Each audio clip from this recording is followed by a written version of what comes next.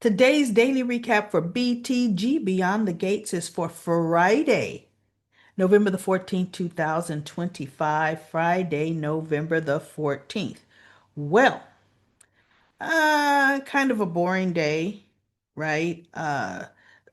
Bill, Haley, Naomi, and Jacob are having dinner at the club, and they were having small talk, and so Bill said something to Haley, I mean to Naomi, and she says, okay, well, what's this about? I mean, it's not about mom going on her honeymoon, right? And he goes, what do you mean Danny's going on her honeymoon? Danny's on a business trip, a modeling business trip. So Naomi says, no, she decided to can't not to go through with the contract. Her and Andre are on their honeymoon in LA. And he just looked. And Haley looked across the table at Naomi like, you had to mention it. And she goes, sorry, Dad. And he caught himself, right? He says, no need to be sorry. Your mama's going to do what your mama's going to do, right? I'm happy I've got you here and Jacob here, and we're having a family dinner and blah, blah, blah. So Haley goes, yeah, and we got something to show you. And Naomi just looks at her like, what? So she shows her phone.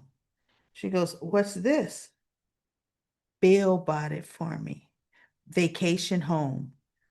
And Naomi's looking at it. She goes, and you had to get the biggest one, huh? She said, looked at Bill. She goes, business must really be going well. He says, oh, I'm doing all right. And so Haley goes, you can flip through them.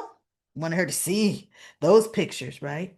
Bill said, there's enough room for you and Jacob to come. Chelsea and Madison. And Jacob said, well, that sounds like fun. And Naomi's like, this looks nice. Then the text message came in. Haley heard it. She goes, okay, I'll take my phone. And Naomi's looking at it and she gives it to her. And Haley, as she takes her phone, she glances to kind of see what it was, but she act like she didn't see what Naomi saw. It was the pharmacy saying her birth control prescription was ready for pickup, right? So Naomi says, well, Dad, dinner has been, because this was they had had their dinner. She goes, dinner was really nice. Um, and Bill says, hey, you two, really, we're serious. Let's get together with Chelsea and let's get a date for a vacation, a little family vacation. She goes, all right, we'll get with us. So they go out to the lobby, and Jacob said, what was that message that flashed through? Naomi says, oh, I saw exactly what it was, and I recognized the initials there. Because Haley was talking about, who knows when we go on vacation next year, we might have a little sister or brother on the way for you, Naomi. She loves to say that to try to get a rise out of Naomi. Not because she knows Naomi may have been pregnant, but she wants that to be a contention with Naomi. Naomi's like, whatever, right? She goes, oh, you know all that? Baby soon, maybe baby on the way. She goes, that ain't happening. And Jacob said, wait, what do you mean? She says, that message was from Haley's pharmacy. Her birth control prescription is available. Haley's been on birth control, or Haley's on birth control. So Jacob and Naomi get home, and Jacob says, okay, well, are you going to tell your father? And she goes, no. He says, what do you mean, no? Doesn't he have a right to know? She says, first of all, Haley knows I saw that. Haley is already spinning a story that my father is lapping up. So, no, that would do me no good to go to him. She says, and what's this? He has a right to know? Since when do you feel a significant other has a right to know some information from someone else? She was bringing up, Derek's secret. And he looked at her, he goes, it's different and you know it, Naomi. And in my mind, I'm thinking, actually, no, but okay. You know, no, but okay. Right? So, needless to say, um, we don't get back to that. But in the scenes, it shows Haley drugging Bill some more and whatever. And hey, Naomi's coming through the door. She's like, Haley's getting closer to a $10 million payout. She just drop, and dancing around, and Naomi comes. She's behind her, and Haley don't know, and she's watching her. It's gonna be good. I can't wait. Naomi will probably be the one. Now, I think Bill's gonna collapse up on that Winterfest stage. So anyway, the other stuff that really doesn't matter, Joey corners Randy in his office and he says, Randy, we go from her thanking you, for helping her with her miscarriage. And now you're sleeping with her after she lost a baby. Okay? He says, but you know what? I didn't tell you IT is really beefing up security around here. Went through some old footage, enhancing, digitizing things. Guess what we ran across? You and Mrs. Hamilton months before the miscarriage, you and her were chatting it up at the roulette table. And Randy says, I, I don't know. I don't remember her. He goes, no, yeah, you do. You, you look like you knew her very well. He says, you're up to something, Randy. He goes, I'm gonna find out what it is. He said, I'm gonna tell you this right now. Bill Hamilton is not the person you want to mess with. So whatever you and Mrs. Hamilton are really up to, I'd think twice if I were you. And it better not come back on me or my establishment. Randy don't know how close Bill and Joey are as far as partners in crime, right? He don't know. But that's okay. Randy and Haley think they're slick. And he goes, it won't, boss, it won't. And Randy stands up. And Joey's just looking at him. See to it. And now Randy's thinking, oh, shoot. Uh-oh. Yeah. Hmm. Joey gonna put some more different cameras in that you don't know about, Randy. And gonna put a microphone in there too, right? So he can hear you guys talking. You better stop meeting at his place. Get a sleazy motel room. Haley can come creeping in there. So now we have stuff that meant nothing. Martin and Nicole talked. Nicole told him he needs to apologize to his sister. And he's like, yeah, why is it the oldest sibling always has to do the apology? Whatever, it meant nothing. Then we have Vanessa.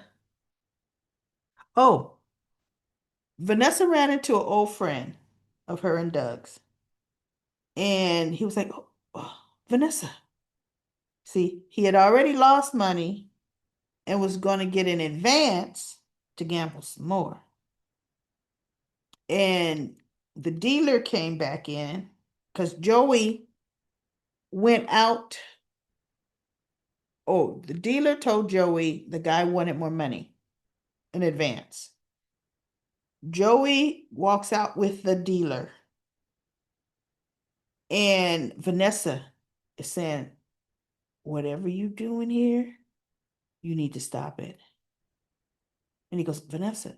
She goes, your wife, and she said her name, is a really good woman, and she adores you.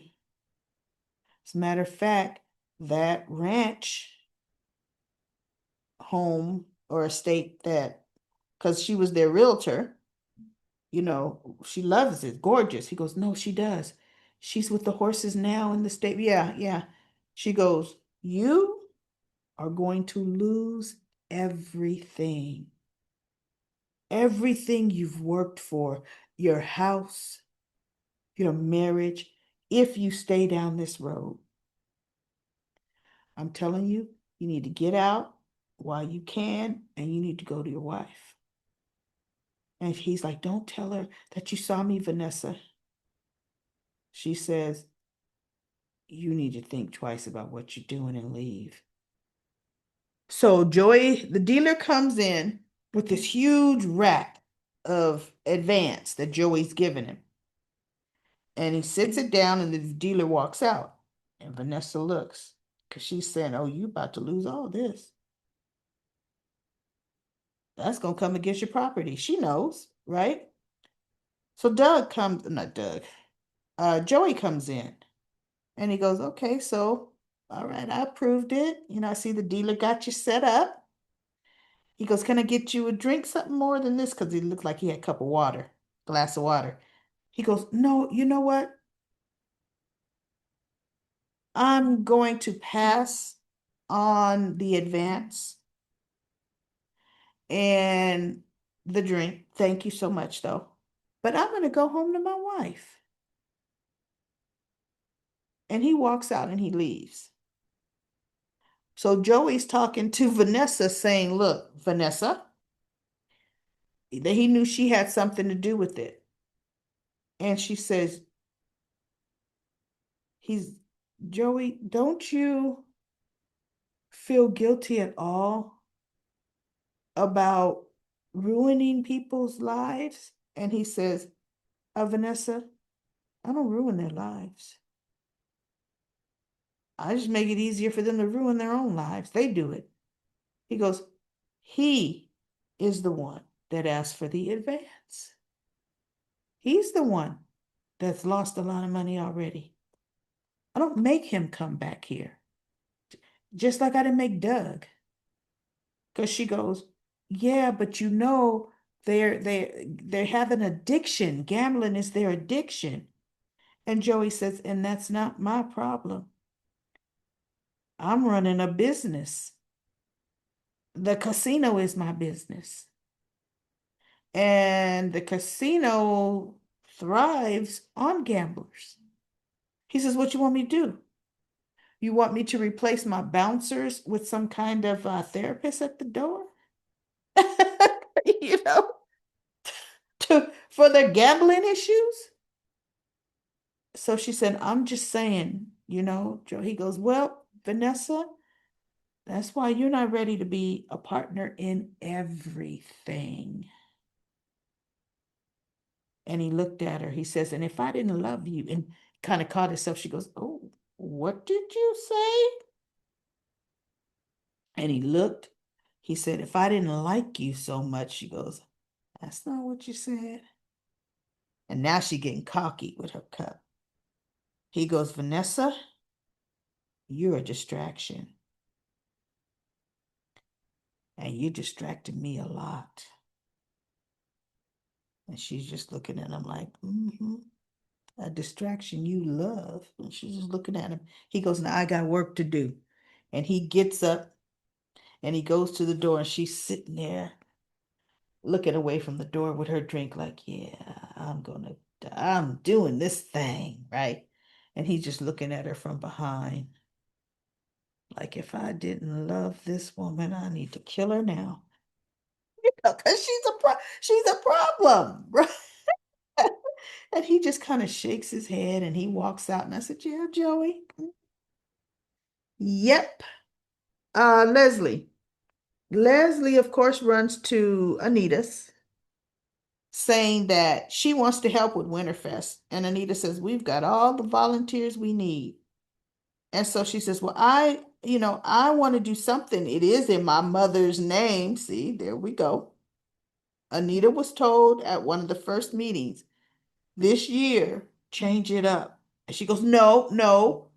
Every year I do something to honor Barbara, and that's not going to change. And so they said, well, that's going to make Leslie feel she has a right to be involved because that was her mother. She goes, I'll handle Leslie. That ain't what she was saying when Nicole came. Anyway, so Laura was there helping her, and Leslie, see, this is what I don't like. She completely got away with trying to kill Leslie. That's what she was, Laura. That's what she was trying to do. She didn't care if the girl died or lived. She ran her off the road with the intent of doing bodily harm to get her out of commission so Eva could take her job. Never paid for that, right? Laura's petrified of Leslie, right? And Anita sends her out to go do something else, Laura. And so she tells Leslie, Leslie, we've got so many volunteers, but what you can do is you can do an endowment, you know, and endowments get special recognition. They get their name in print in the program. She goes, do I get special seating? Right? And she goes, special seating. And she goes, count me in for a big one. I'm all about giving. I'm all about giving. And Anita says, you do know, which they let us know now that Leslie knows, you do know I am no longer adding any additional funds of mine to that trust, right? Leslie said, yeah, I know. She said, but the investments that you set up for the trust are working like clockwork. Those investments are growing and growing, which is one thing Anita said, is the investments that she set up to automatically fund that trust have been doing very well. She just would add anything that she made, proceeds, just dump extra cash into that fund. So Leslie says, I'm doing fine, thank you very much, and will be. But what Leslie doesn't understand, sometimes investments do a turnaround. Seriously. Stock market can up, and down. Bam.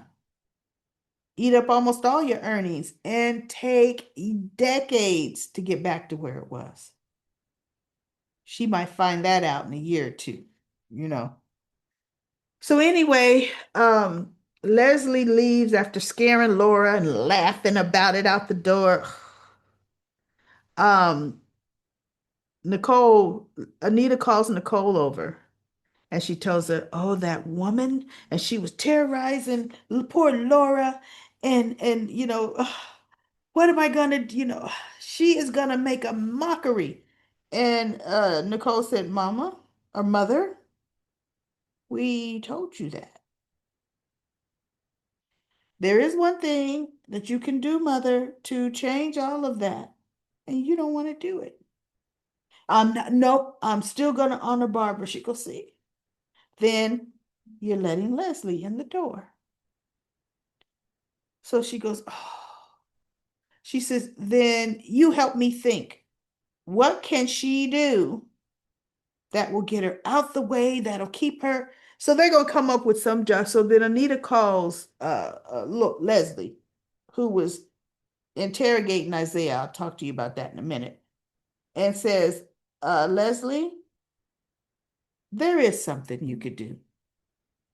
It just came to me. There is something you could do to help. And she's like, okay, I knew you would see that I had something to offer. And so I look forward to hearing about it. Oh, she's in Uptown. Yes, yes. Who does that? her. And Isaiah is looking like, well, what chick is this, right? Well, the way she met Isaiah, she came in, Martin, she was talking to Martin. Nicole had just left. Martin was picking up the takeout for his family. Isaiah walked up to him and said, Congressman Richardson. And Martin turned around. He says, yes. He says, I would like to talk to you for a minute.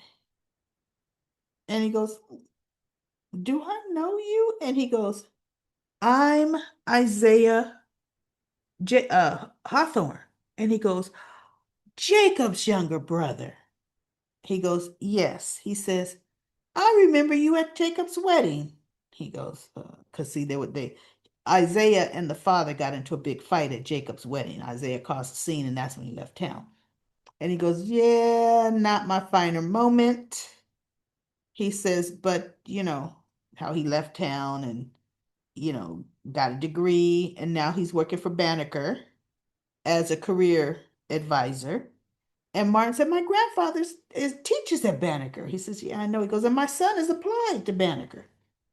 And so he says, I understand you have an internship. Your office offers internships from students from Banneker, or that students from Banneker can apply for, because realistically, you know what?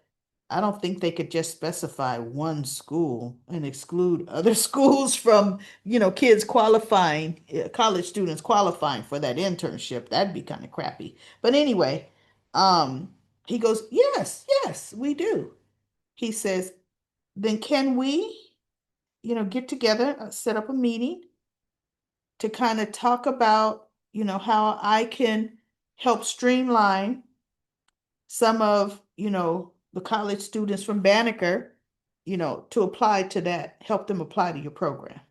So Martin said, absolutely, we definitely can get together on that.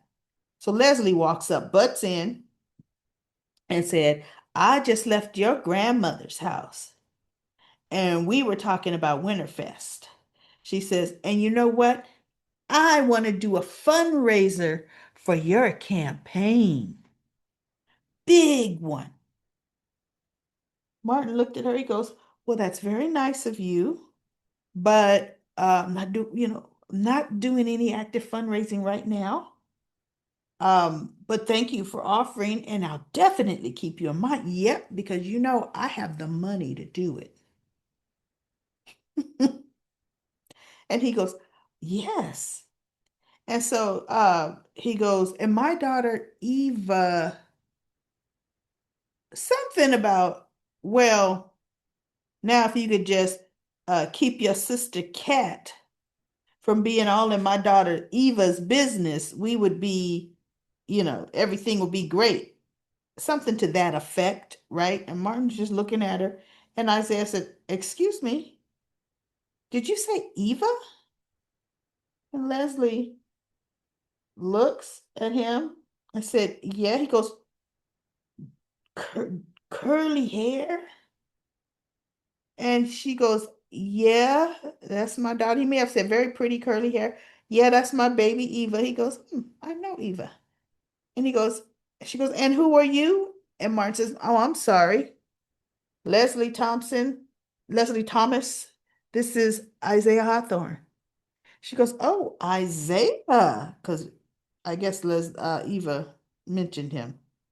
And yeah, remember when she told her mother and Kat came in and tried to mess it up. And so they said something about donations, and Isaiah was like, ooh, nope, nope, can't do any donations right now. And Leslie looked at him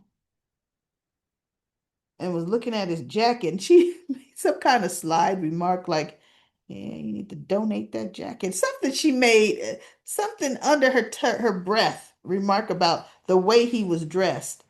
And the funny thing to me was, I'm like, well, that's a hideously ugly sweater, something or other you wearing, Isaiah. What is that? I was thinking the same thing, but Leslie was muttering it. So they were sitting down talking, and she was saying, okay, so what do you do? And he says, well, he had left town, came back, he now she goes, well, what's your profession? Profession? Are you a doctor? Are you a lawyer? He goes, no. He says, I work for Banneker University. I'm a career. I'm a career path counselor.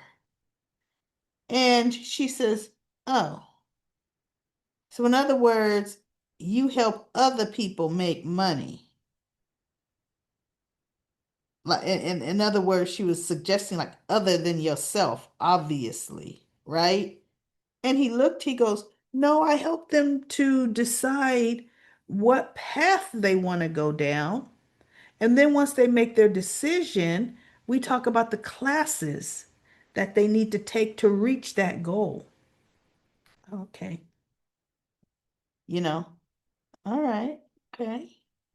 So then her phone rang, and that was Anita saying she had a position.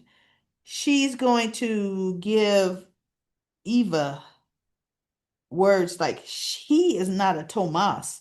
That man don't have no money. You need better. Watch. She's going to try to be a thorn in Isaiah and Eva's relationship because she's going to feel you should stick with that Tomas. I already know Leslie's going to now try to play the uppity that no, you get somebody with money. He ain't making no money. He ain't no good. Oh, come on now.